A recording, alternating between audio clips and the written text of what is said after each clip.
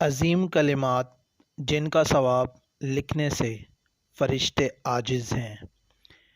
نبی اکرم صلی اللہ علیہ وسلم نے فرمایا، اللہ کے ایک بندے نے اللہ کی تعریف کے کلمات کہے تو 2 فرشتے دوڑتے ہوئے آئے تاکہ ان کلمات کا ثواب لکھیں، لیکن ان کو معلوم نہ تھا کہ ان کلمات کا کیا ثواب ہے، تو وہ اللہ کے پاس ان کلمات کو لے کر گئے اور درخواست کی کہ اے اللہ، تیرے ایک بندے نے تیری حمد کے ایسے کلمات کہے ہیں، ہم نہیں جانتے ان کا ثواب کیا ہے۔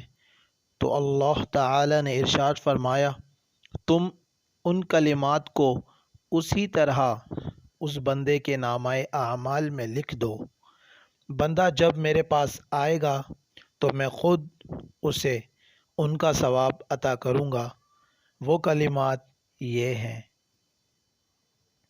یا ربی لک الحمد کما ینبغی لجلال وجہک وعظیم سلطانک۔